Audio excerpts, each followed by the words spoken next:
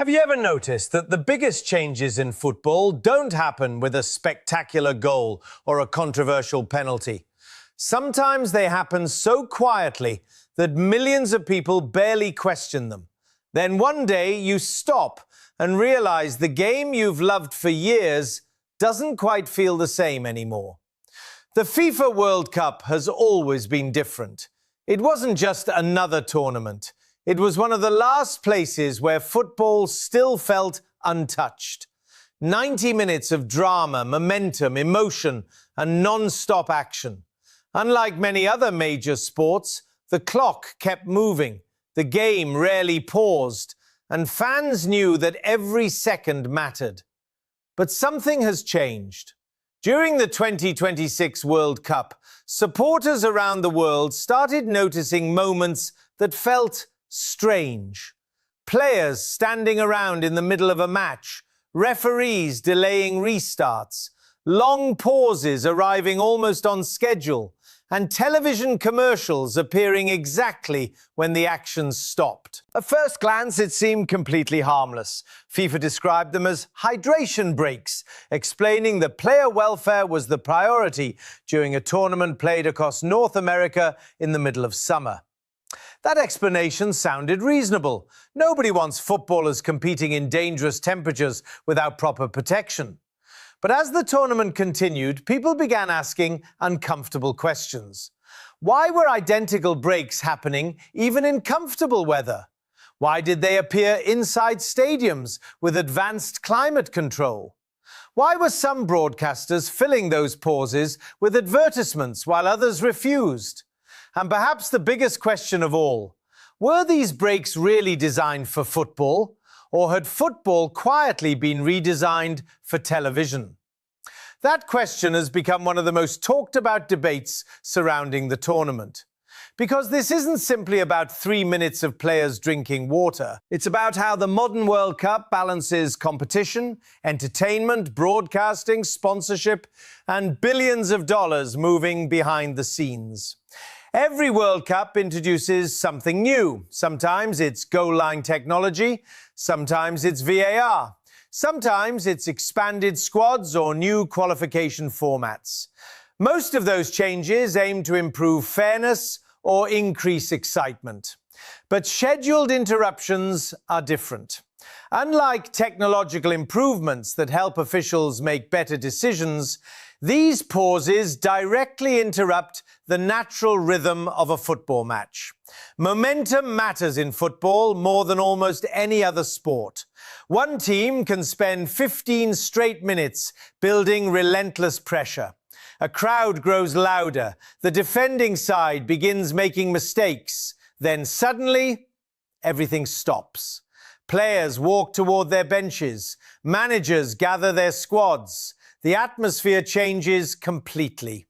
When play finally resumes, the match often feels different from the one that existed only moments earlier. Supporters have always accepted interruptions caused by injuries, substitutions, or genuine emergencies. Those situations are unavoidable. But scheduled breaks feel different because everyone knows exactly when they're coming. Instead of the game deciding its own rhythm, the schedule decides for it. That's why the discussion has become so emotional. Football supporters don't simply watch matches, they experience momentum. They feel tension building. Every attack creates anticipation. Every defensive clearance increases anxiety. Continuous action is part of football's identity. Many fans worry that scheduled commercial windows slowly chip away at that identity. Of course, FIFA presents another perspective. Organising the largest sporting event on Earth isn't simple. The World Cup stretches across enormous distances. Different cities experience different climates. Some afternoon kickoffs can expose players to extremely high temperatures. Medical experts have long warned about dehydration, heat exhaustion, and reduced physical performance during summer competitions. From that perspective, mandatory hydration opportunities appear sensible. Rather than waiting until conditions become dangerous, Organizers create a universal rule that treats every team equally. Consistency avoids arguments. No country receives special treatment. Every match follows identical procedures. On paper, that sounds logical. Yet critics argue that football has already managed this issue before. Previous tournaments allowed referees to introduce cooling breaks when weather genuinely required them. Extreme heat, take a hydration break. Comfortable conditions, keep playing. That flexible approach matched the circumstances instead of following a fixed schedule. The current system has reignited debate because it no longer depends entirely on environmental conditions.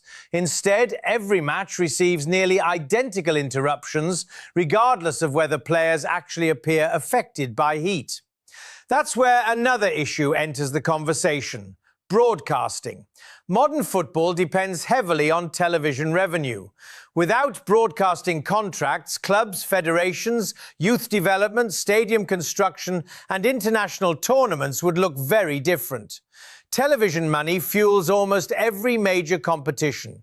Networks pay extraordinary amounts for broadcasting rights because millions of viewers tune in.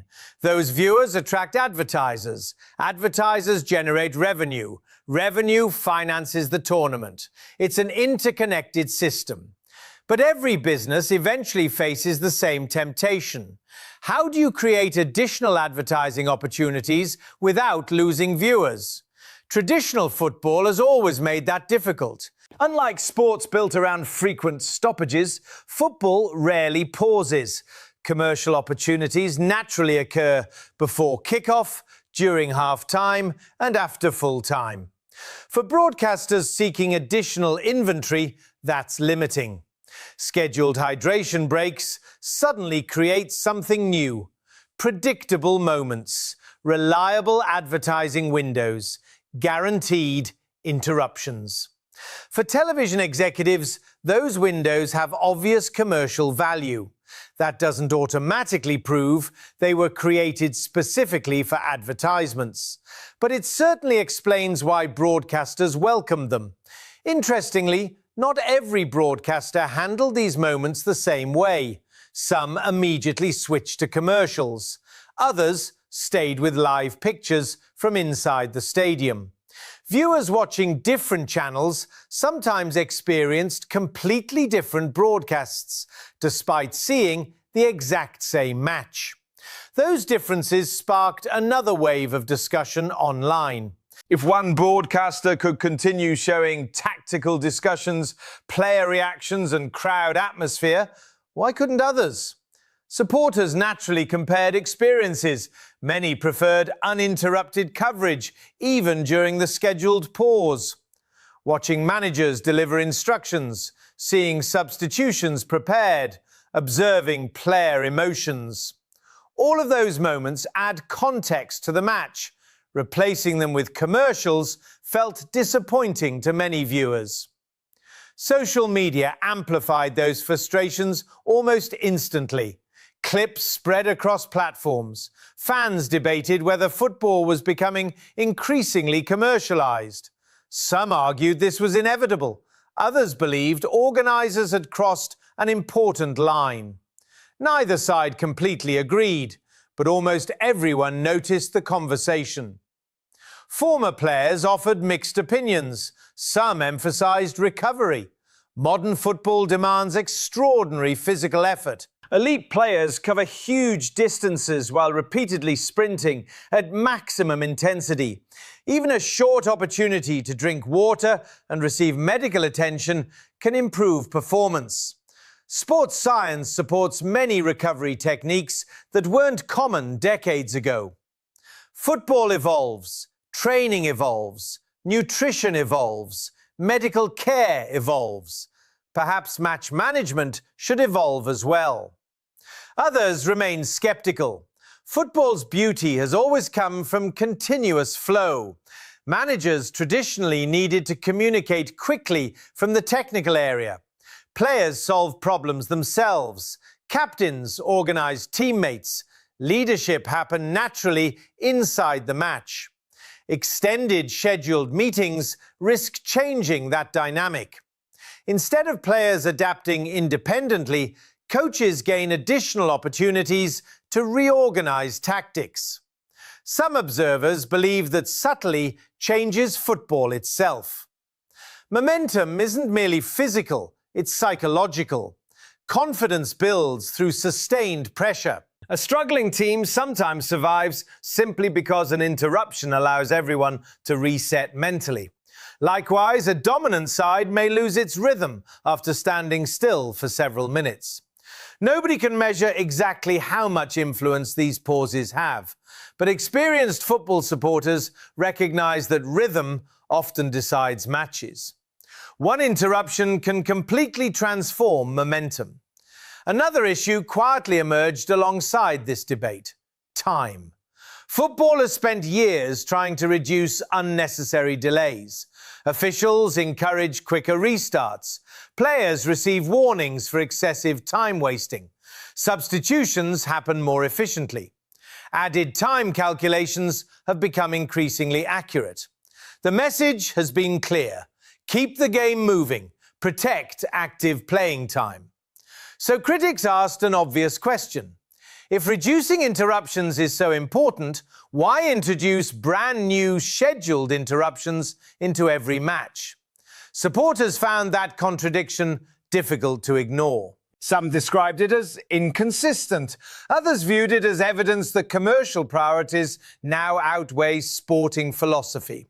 Again, FIFA rejects that interpretation. Its position centers on health and standardized treatment across all participating nations. The governing body insists player welfare remains the priority. Whether supporters believe that explanation depends largely on how they interpret the available evidence. And that's what makes this debate fascinating. It's not a simple argument with obvious villains and heroes. Reasonable people reach different conclusions. One side sees sensible modernization. The other sees gradual commercialization. Both perspectives contain legitimate concerns. Modern sporting events cost enormous amounts to organize. Security, transportation, technology, infrastructure, broadcast production, medical services, everything requires funding. Commercial partnerships make many of those investments possible. Without sponsors and broadcasters, tournaments would look dramatically different. At the same time, supporters purchase tickets, jerseys, subscriptions and merchandise because they love football itself, not advertising, not corporate presentations, football. That emotional connection explains why even small changes receive intense scrutiny. Fans aren't merely protecting tradition, they're protecting the experience that made them fall in love with the sport. Every generation believes football should evolve carefully. Technology can improve fairness, medicine can improve safety, but commercial expansion always generates suspicion, especially when it interrupts the match itself. History shows that football rarely changes overnight. Major transformations happen gradually. A new technology appears, then another, then another. Eventually, people look back and realize the game feels different. Sometimes those changes become universally accepted. Goal line technology once sparked controversy. Now most supporters appreciate it. VAR continues dividing opinion. Future generations may view today's debates completely differently. Perhaps hydration breaks will eventually become normal. Perhaps they'll disappear.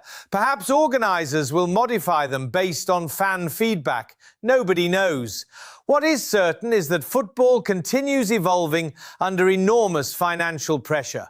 The World Cup remains one of the most valuable sporting properties on earth. Every decision carries consequences extending far beyond 90 minutes. Broadcasters evaluate ratings, sponsors evaluate exposure, players evaluate performance, managers evaluate tactics, fans evaluate authenticity. Keeping all those groups satisfied is almost impossible. Every adjustment creates winners and critics simultaneously. Maybe that's the real story behind this controversy. Not simply water breaks, not simply commercials, but the constant struggle between preserving football's traditions while adapting to the realities of modern global sport? Can the game continue growing financially without sacrificing what made billions of people love it? That's the question supporters keep asking, because once a sporting tradition disappears, bringing it back becomes incredibly difficult. Football has survived countless changes throughout its history. Different balls, different boots, different tactics, different technologies, different rules. Yet the emotional core has remained remarkably consistent. Fans still celebrate impossible goals. They still argue about referees. They still believe anything can happen before the final whistle. Those emotions built the World Cup into the greatest sporting spectacle on the planet, which is exactly why every controversial decision receives worldwide attention. People care because they believe football belongs to everyone, not only governing bodies. Not only broadcasters, not only sponsors, everyone. Perhaps future tournaments will prove these concerns unnecessary. Perhaps organisers will adjust policies after reviewing feedback. Or perhaps scheduled breaks will become another permanent feature of modern football. Whatever happens next, one thing is certain. The conversation has already begun. Supporters aren't simply discussing hydration anymore. They're debating the future identity of football itself. And whenever millions of fans begin asking difficult questions about the direction of the world's biggest sport, those questions rarely disappear overnight. So where do you stand? Do mandatory hydration breaks represent smart player protection in an increasingly demanding tournament? Or do they signal another step toward turning football into a television product built around commercial opportunities? Share your opinion in the comments, because this debate is far from over. If you enjoyed this breakdown, don't forget to like the video and subscribe for more World Cup analysis, football investigations, and behind-the-scenes stories shaping the biggest tournament in the world. Because in modern football, the biggest headlines aren't always created by the goals. Sometimes they're created during the moments when the ball isn't even moving.